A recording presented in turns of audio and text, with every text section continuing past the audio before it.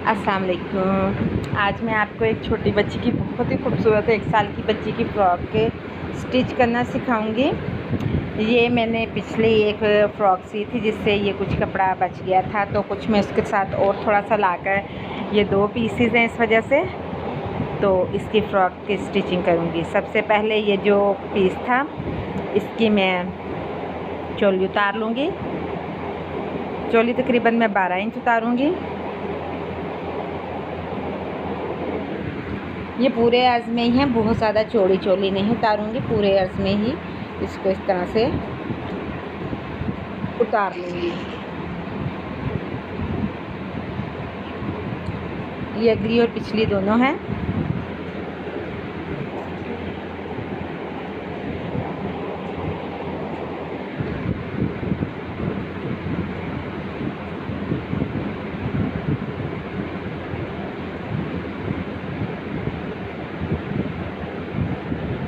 Side पे कर लूँगी।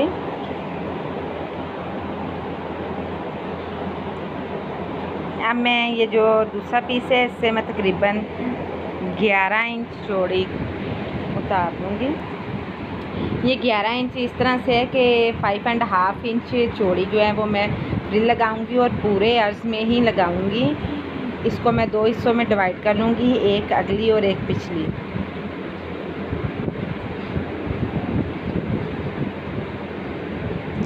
ये फ्रिल लगाऊंगी मैं।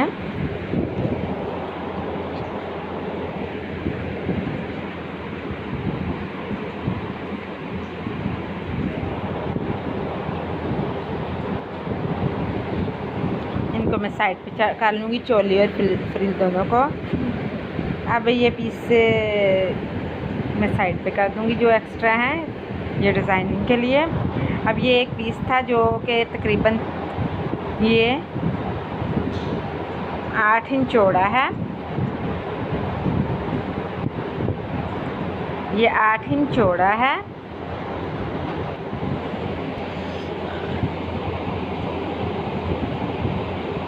और 15 इंच ये चौड़ा है। 8 इंच इसकी लेंथ है और 15 इंच इसकी चौड़ाई है। इससे मैं इस तरह से साइड से मामूली सा शोल्डर काट लूँगी। ये इस तरह से शेप ही दूँगी शोल्डर की। ये देखें, बाकी 6 इंच है पीछे। 6 इंच जो है वो बकिया शोल्डर है।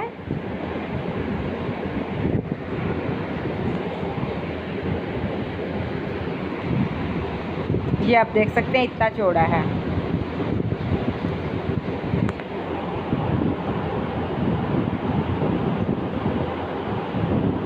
अब मैं इस तरह से करूँगी कि इसके अंदर से मैं ये चारों को काटूँगी, लेकिन 2 बाद में काटूँगी, 2 पहले ही काट लूँगी। इस तरह से इसकी कटिंग कर लूँगी।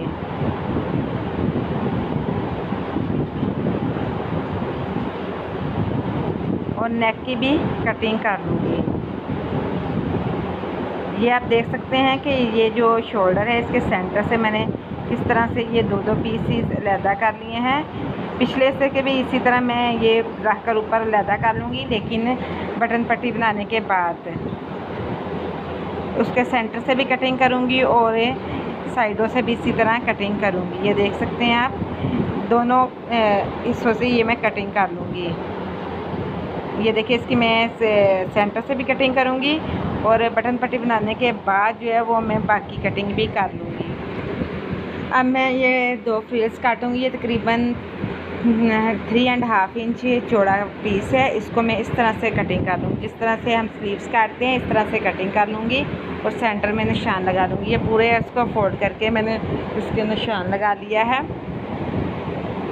ये 2 हैं, 2 हिस्सों में तकसीम कर दूँगी इसको। चले आए, अब इसकी कटिंग हो गई है। मैं इसकी सिलाई शुरू करती हूँ।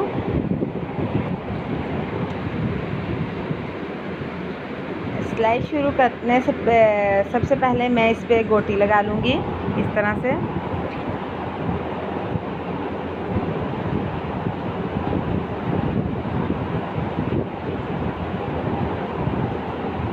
इस तरह से तिरछी लाइनें बनाकर तो मैं इस पे वो लगा लूँगी, इसके ब्लॉक्स बना लूँगी।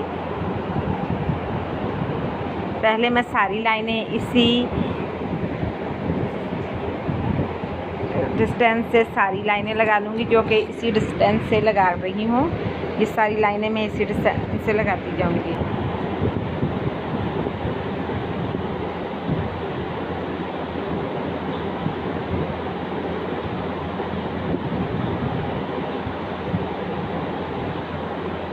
जिस तरह से ये लगाई है, इसी तरह मैं अपोजिट साइड से भी लगाकर इसके ब्लॉक्स बना लूँगी।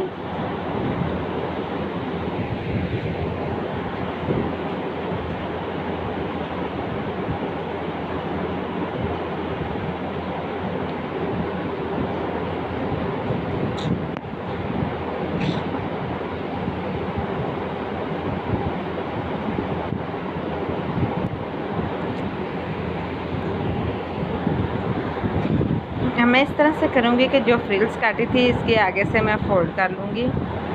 जो गुलाई है, जिस तरफ से स्लीव्स की जिस तरह से कटिंग करते हैं, उस तरफ से जिस तरफ से गुलाई है मैं उस तरफ से फ़ोल्ड करूँगी।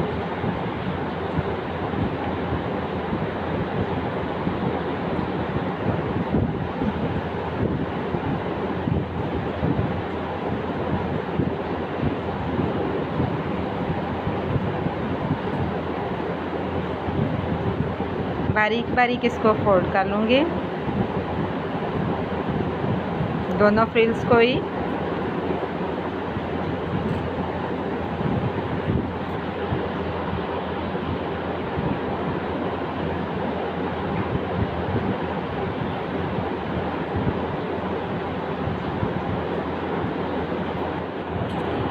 अब मैं इस तरह से अपोजिट साइड से इस तरह से लगाना शुरू करूँगी।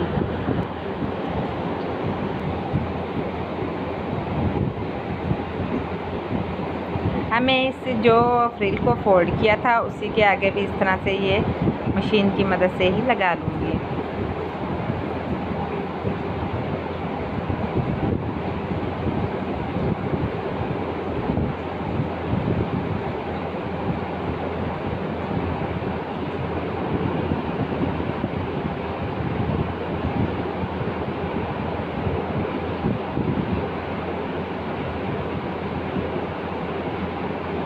दोनों फ्रिल्स के आगे लगा लूँगी।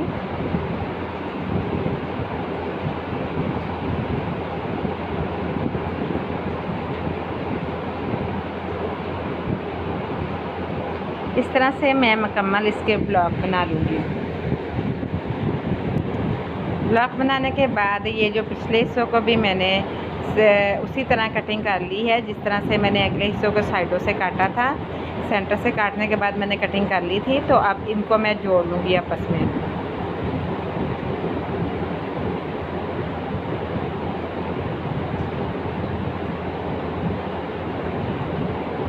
जो साइडों की पट्टियाँ हैं उनको भी आपस में मैं जोड़ लूँगी, दो को आपस में मैं जोड़ लूँगी।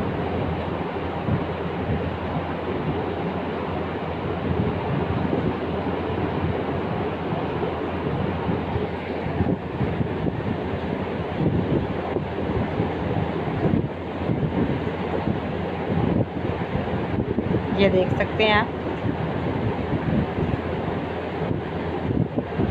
ये भी देख सकते हैं आप, इनको आपस में मैंने जोड़ लिया है।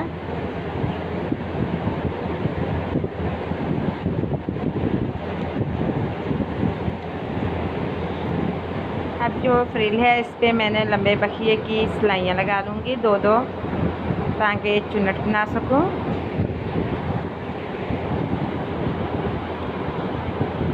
अब जो ये साइडें हैं इसके मैंने उस वक्त 5 इंच का निशान लगाया था चारों कोनों पे, तो ये जो 5 इंच का निशान लगाया था यहाँ से मैं शुरू करूँगी ये चुन्नट बनाने के बाद।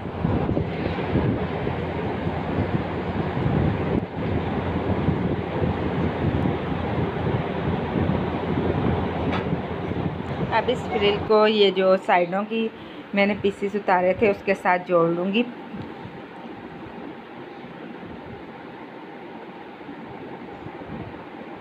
ये मैंने निशान लगा लिए थे, वो निशान तक ही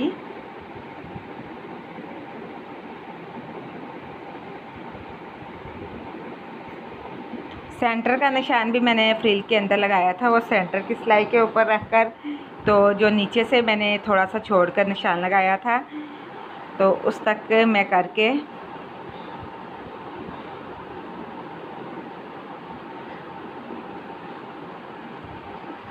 चुनर सारी सेट कर लूँगी और सिलाई लगा लूँगी।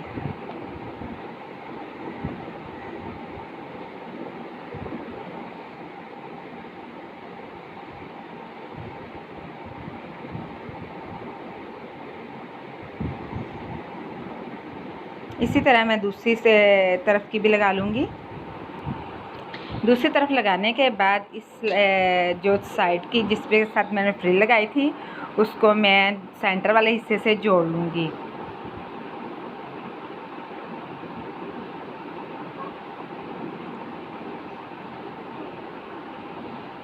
ये आप देख सकते हैं। अब इस पे मैं सिलाई लगा दूँगी, दूसरी साइड पे भी लगा लूँगी और ऊपर सिलाई लगा दूँगी।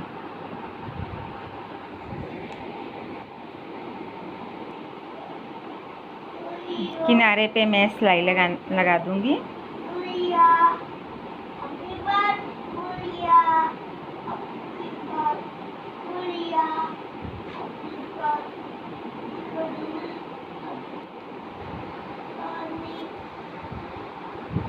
दोनों तरफ किनारों पे मैं सिलाई लगा दूँगी ताकि फ्रिल जो इस तरफ को ना उड़े, सीधी रहे।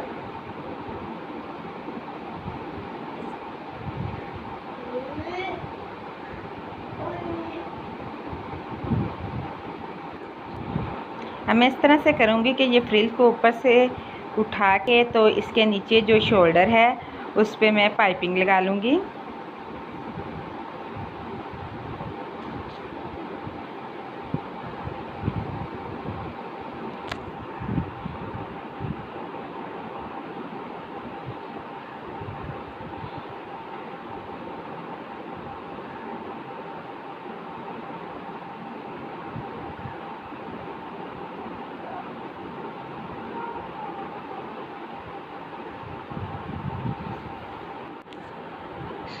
अब मैं इस पाइपिंग को फोल्ड कर लूँगी।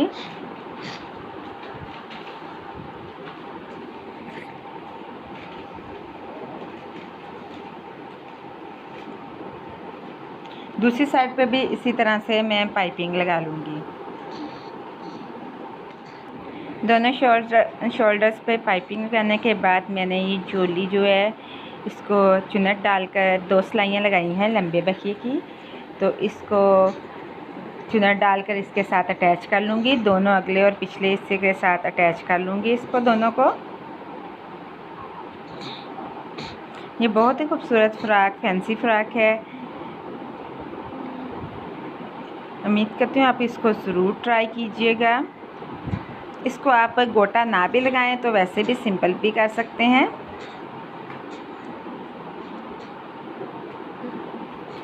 कुछ मेरे व्यूअर्स ने मुझसे पूछा कि ये गोटा चुभेगा तो नहीं, इस्त्री हो सकता है।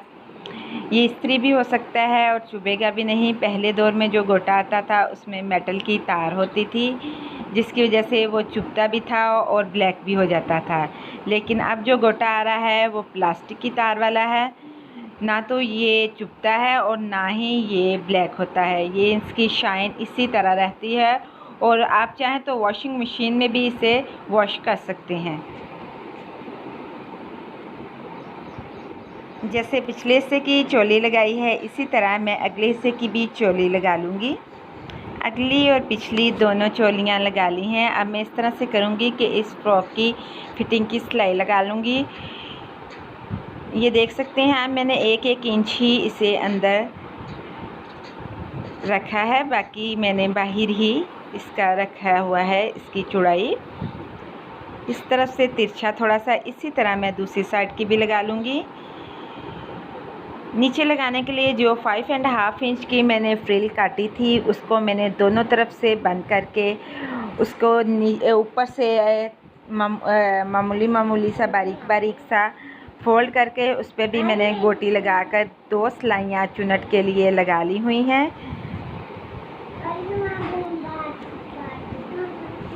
ये आप देख सकते हैं जिस तरह मैंने शोल्डर्स की पाइपिंग लगाई है उसी तरह मैं इसके गले की भी पाइपिंग लगा लूँगी। तो इसके चोली में मैंने 2 प्लेट भी डालने हैं, वो मैं सिलाई करने के बाद एंड में डालूँगी, क्योंकि मैंने ये चोली थोड़ी सी लंबी रखी है ताकि अंदर डिज़ाइनिंग के लिए छोटे छोटे 2 प्लेट भी बना सकूं।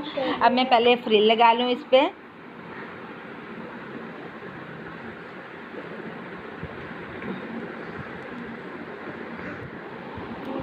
अब मैं ये देख सकते हैं, मैं चुनट की सारी जो फ्रिल की सारी चुनट है वो इक्वली कर लूँगी। पहले मैं फ्रिल लगाऊंगी, फिर इसके नीचे से फोल्ड करके तो इसमें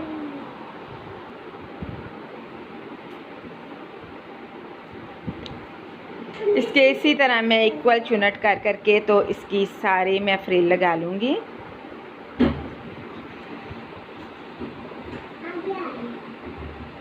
ये जो मैंने पूरे अर्ज में रखा था तो इसकी सिलाई थी सेंटर पे, वो सिलाई जो साइड की चोली वाली सिलाई पे रखकर इसकी चुनट में सेट करूँगी। ये देखें अगले हिस्से पे ये फ्रिल लग चुकी है। इसी तरह मैं पिछले हिस्से पे भी फ्रिल लगा लूँगी। फ्रिल लगाते हुए जब एंड करें तो ये देखें मैंने एक लंबी पट्टी थी, मैंने पूरी बंद नहीं थी कि लगाने में मसला ना हो। तो अब मैं इस तरह से करूँगी कि ये लंबी पट्टी को मैंने तकरीबन 1 इंच छोड़कर तो इसको छोड़ दिया था। ये फ्रिल को बंद करते हुए यहाँ से ध्यान रखें कि ये पहले फ्रिल को बंद करना है तो फिर इसको जोड़ना है। ये देखें मैं फ्रिल अब बंद कर रही हूँ, पहले सारी लगा ली है, अब बंद कर रही हूँ, पिछले हिस्से से भी होते हुए आ गई हूँ। ये देखें पहले मैंने सिलाई लगाई है,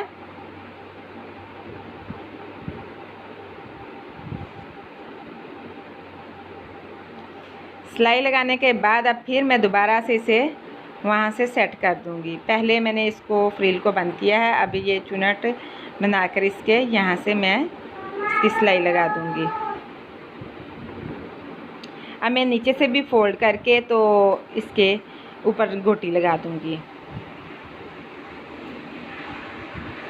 गोटी लगाने के बाद फोल्ड करने के बाद इसके गले की भी पाइपिंग इसी तरह लगा लूँगी जिस तरह से मैंने बाकी लगाई है, और इसकी सिलाई सारी रिमूव कर दूँगी जो कि चुनट वाली मैंने लगाई थी वो सारी रिमूव कर दूँगी।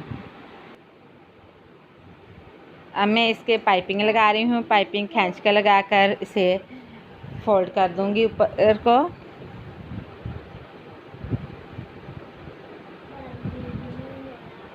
इस तरह पूरे ही पीछे से शुरू किए।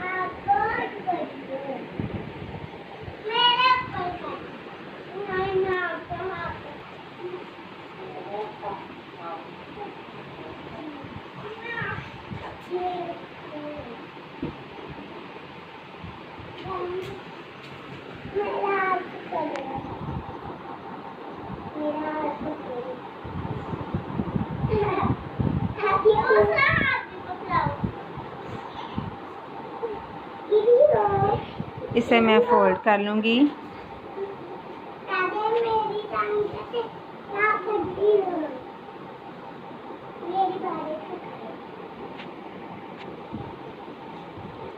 फोल्ड करने के बाद इसकी फ़ाइनल लुक मैं आपको दिखा देती हूँ। ये देख सकते हैं इसकी फ़ाइनल लुक, ये देख सकते हैं ये मैंने 2 प्लेट अंदर डाल दिए थे।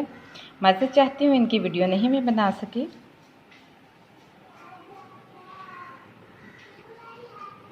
ये इसकी बैक लुक देखें, बहुत ही खूबसूरत फ्रॉक है, 1 साल की बच्ची के लिए तैयार की हुई है, कॉटन में है, लॉन कॉटन में। उम्मीद करती हूँ आपको मेरी फ्रॉक का स्टाइल बहुत पसंद आया होगा। अगर पसंद आया तो लाइक एंड शेयर ज़रूर कीजिए और मेरे चैनल को सब्सक्राइब करना ना भूलिए। शुक्रिया।